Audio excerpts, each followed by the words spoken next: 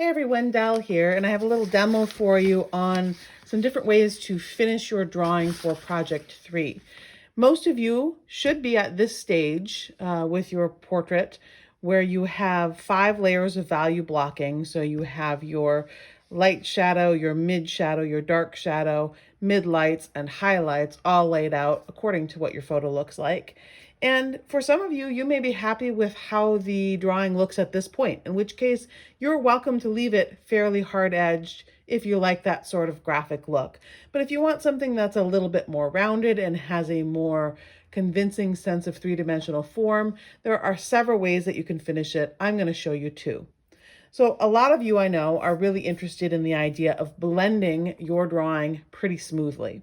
Blending is a great way to get the sense of graduated values and really a convincing 3D form. But there are things that work better for it and things that work less well.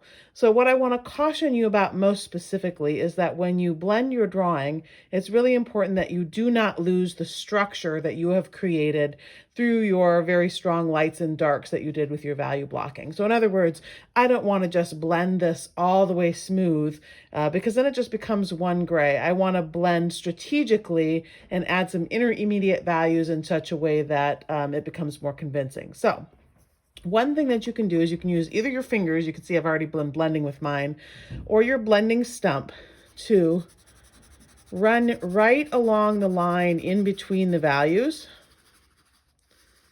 And so there's my blending stump, here's my finger. And by doing that, you can pull value from one side into the other side, so in between this mid light and this shadow, for example, and create an intermediate value that doesn't disrupt the structure of the values you've already established, but does make something appear a little bit smoother and more round.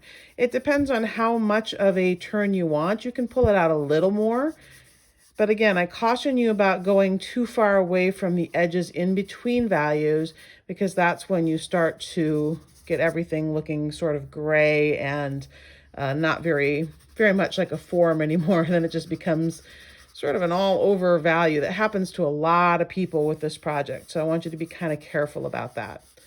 You know, as you're doing this, as you're doing your blend out, you'll notice again that I'm using my finger a lot. I always try to use the blending stump because I think we talked in class about how ideally you never blend with your finger, but I really struggle to use that blending stump.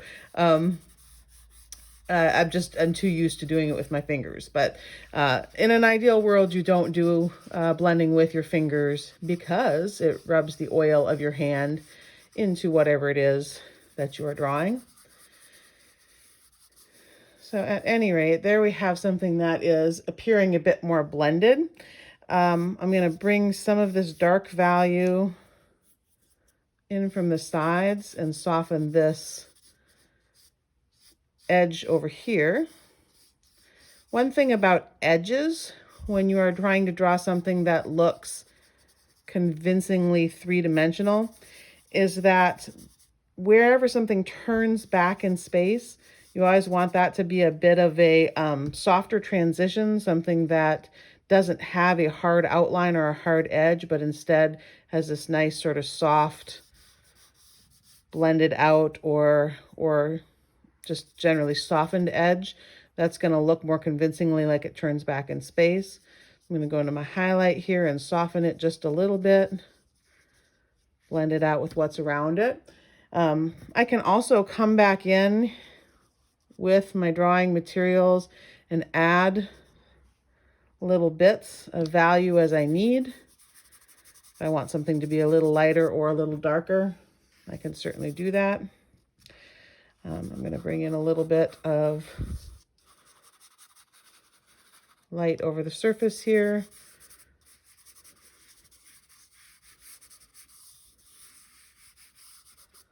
And a little bit here where there'd be a little reflected light on this. So just like when we were doing our value blocking, there's going to be some back and forth here until you get things, you know, right how you want them to be.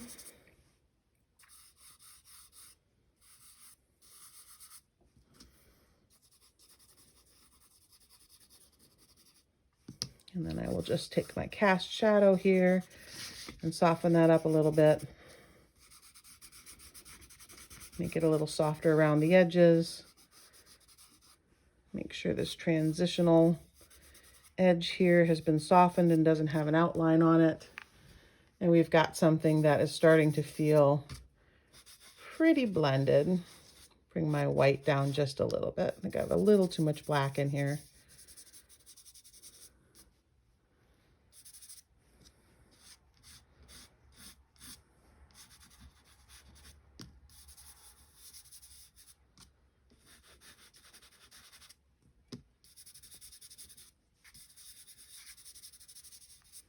Okay, so you're just trying to soften that transitions between those value layers.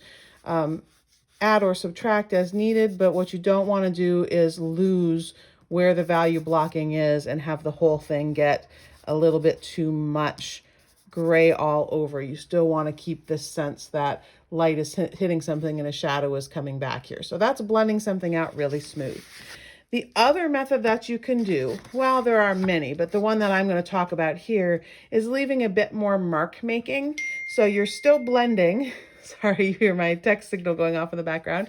You're still blending, but instead of making everything real smooth, like it's got a sort of a shiny surface on it, you can leave a bit more texture to it. In the other demo that I have for you, you'll see me building up my self-portrait drawing, and I tend to use this method myself more than I use a perfectly smooth blend like the one over here. And I just keep some individual marks for personality. This could be something kind of like a hatching or a cross hatching. Some of you may have done in a drawing class where you're pulling out individual marks in such a way that some of the background surface shows through and some of the color you're putting down shows through, so you get kind of a transition that way. You can kind of see what I'm doing. I'm pulling a little light into the dark and a little dark into the light to soften those transitions. So that's one way that you can achieve this. And you can get very personalized with your marks this way. Some people like really clean, hatching and cross hatching. Some people like, stippling with little dots. Some people like scribbling.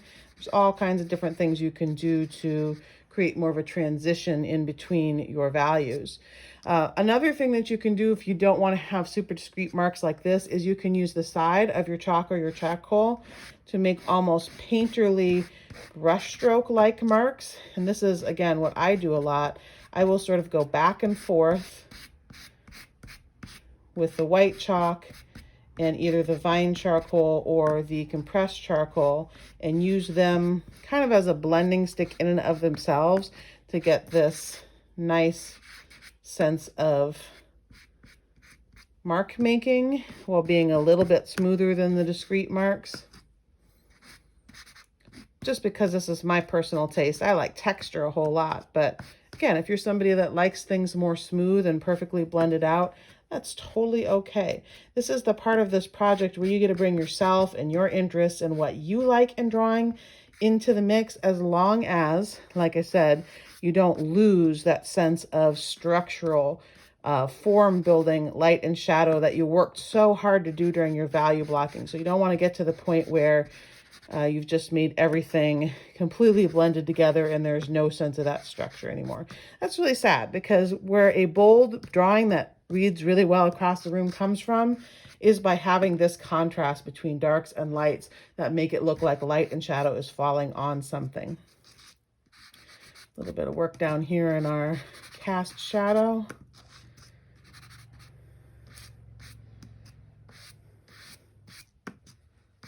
So, like I said, just my personal way of working, and it may not be something that you like, but you could find your own fun mark making that would make something appear like it had a little bit of transitional or gradations between the value without being perfectly smooth and blended like this. So these are two methods that you can work to finish your own drawing. Again, do not lose the value blocks that create that structure. Make sure you have everything from lightest lights to darkest dark, so you have a full range of values. After you're done watching this video, go on and watch the little video that's kind of a time lapse of me working on the self-portrait itself, so you can see how I applied sort of a blend between these two textures in order to complete the artwork, and then go ahead and work on your own artwork. I look really forward to seeing what you've created during our next class, and if you have any questions that aren't answered by these demonstrations, please don't hesitate to reach out. See you soon.